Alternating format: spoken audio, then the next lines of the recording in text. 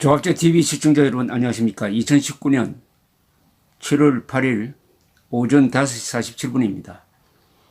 이 계급 투쟁론으로 무장한 좌익들이 잘하는 게 거짓말입니다. 그리고 권력 투쟁입니다. 그리고 말장난입니다.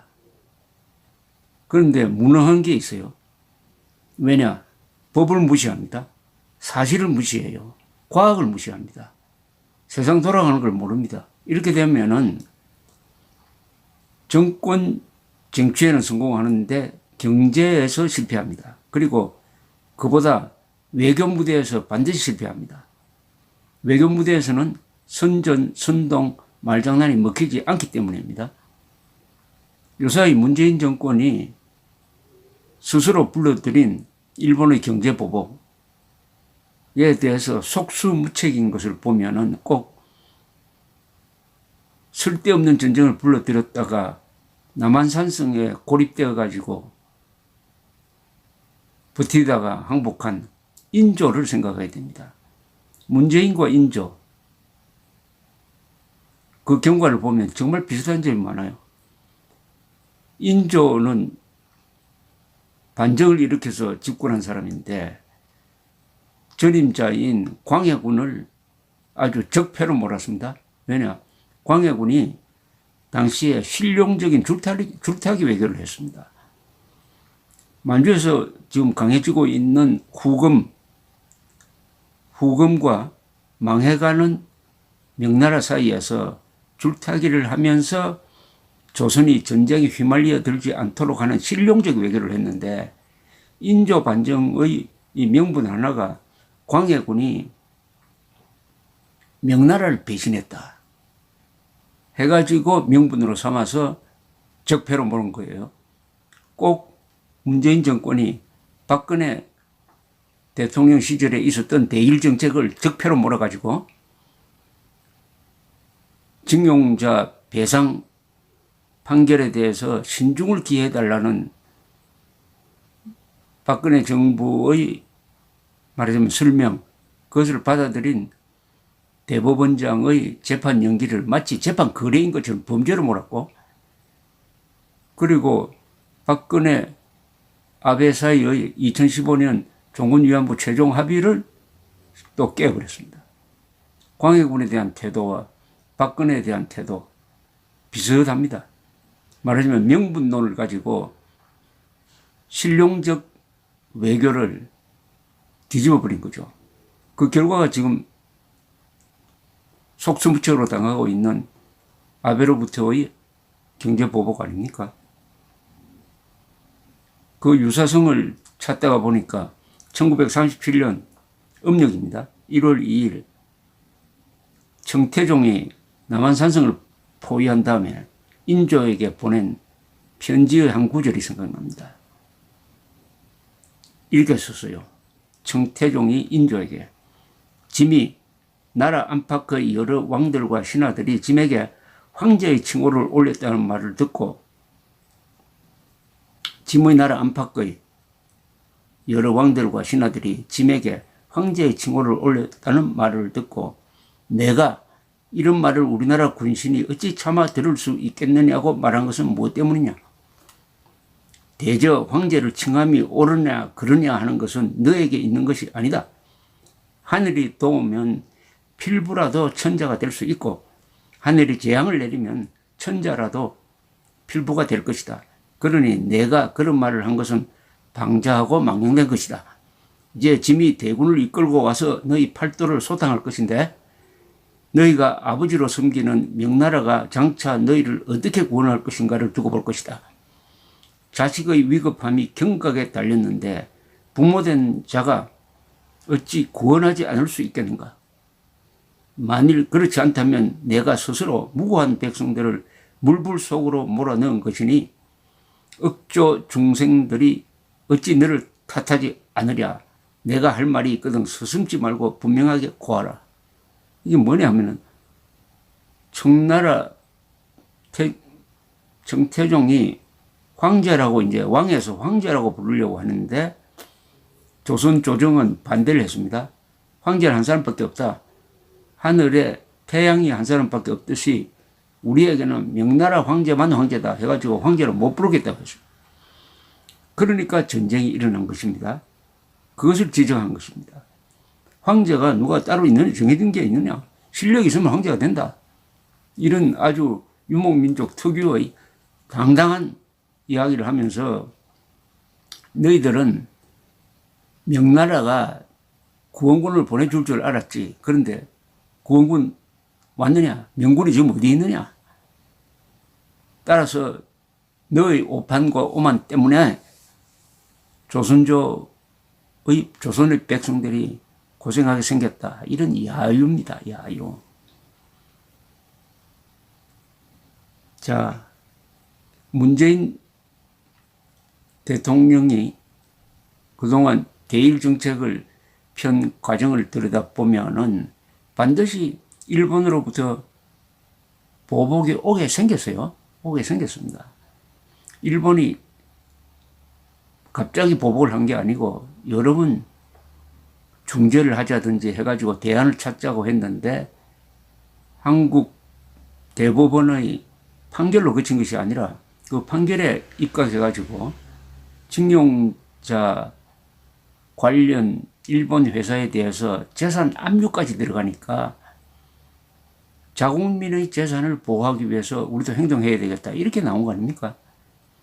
그리고 이 판결 자체가 1965년의 한일 기본조약 정신 위반이라는 것은 외교 전문가들도 하는 이야기고 우리 정부도 그동안에 그런 태도를 유지해 왔다가 2012년에 대법원이 문제의 판결을 내려서 파기환송하니까 그때 박근혜 정부가 이렇게 되면 안 된다 해서 정부 입장을 설명하고 선고가 늦어지다가 이 정권 들어서서 바로 무조건적 반일 무대에 편승한 대법원 판결이 나온 것 아니겠어요?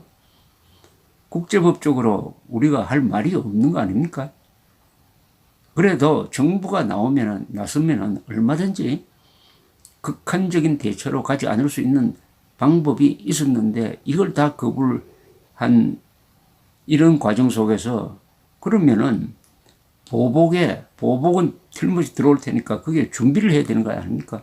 그런데 인조 시절에도 최명길이나 이런 사람들은 아니 불러달라고 불러주면 되는 거지 황제라고 불러주면 되는 거지 하는 현실론을 내세웠다가 아주 역적으로 몰리고 이러되면 전쟁 나는 수밖에 없다. 그럼 전쟁 준비라도 하자고 하면은 그 이른바 척화파들을 황제로 불러주지 못하겠다고 한 사람들이 또 벌떼처럼 들고 일어나가지고 전쟁 준비를 하면 안 된다고 그래요. 전쟁 준비를 하면은 백성들이 도탄에 빠진다. 이렇게 해서 제대로 준비도 못했습니다.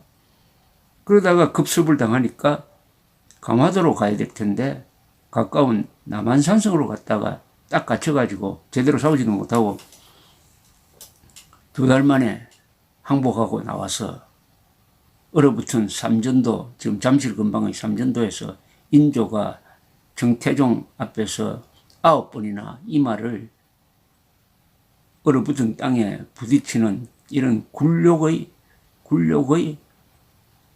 의식을 치른 이 삼전도의 치욕이 지금 다른 형태로서 대한민국에서 벌어지고 있는데 왜 이렇게 되었느냐?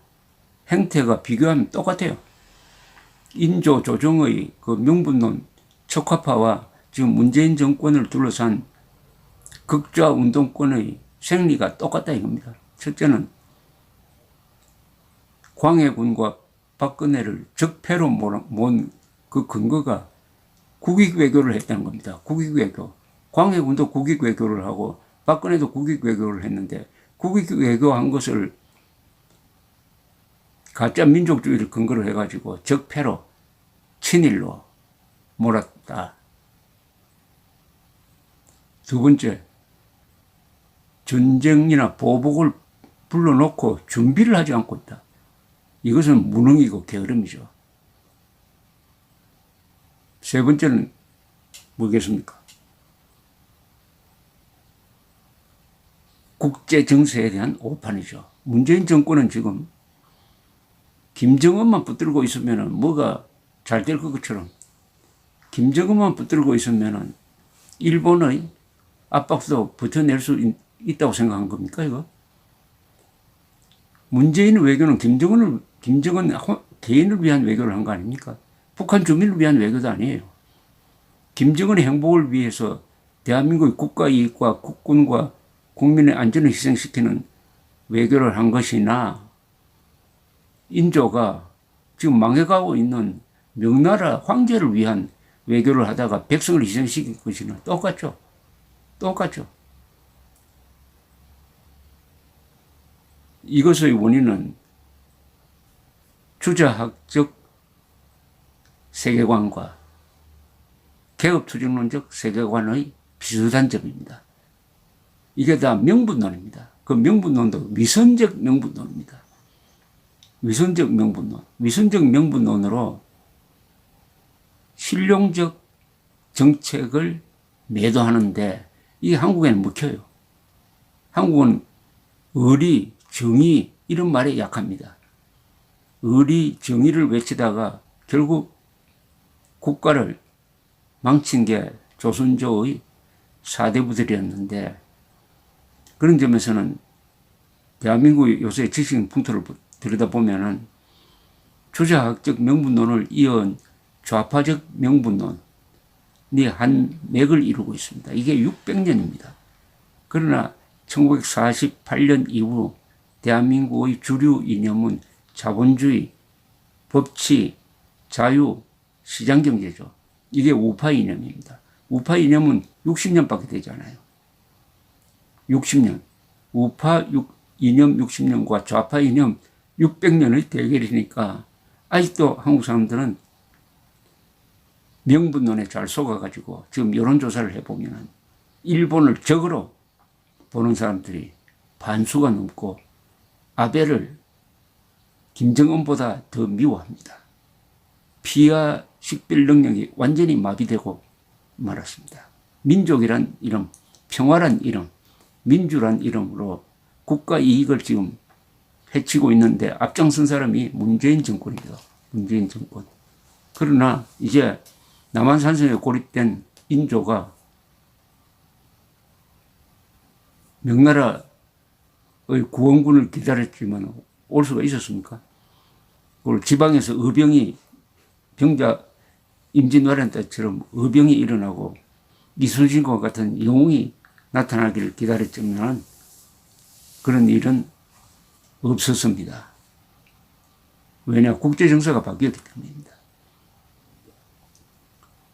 국제 무대에서는 실력이 통합니다. 그 실력은 국력입니다. 그 국력의 핵심은 군사력입니다. 그리고 경제력이고 외교력입니다.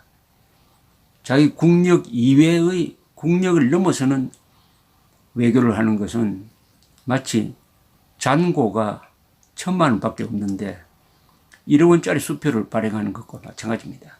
그럼 외교 부도가 납니다.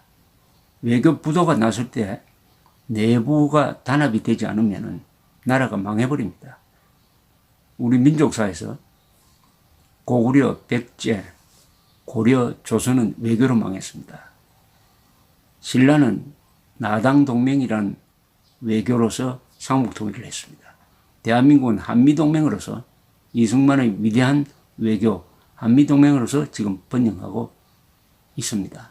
문재인 정권이 망한다면 외교로 망할 겁니다. 그때 대한민국 국민이 같이 따라서 망하지 않도록 우리가 슬기롭게 어떻게 대처할 것이냐, 이게 남아 있습니다. 지금 청와대가 꼭 남한산성처럼 보입니다. 감사합니다.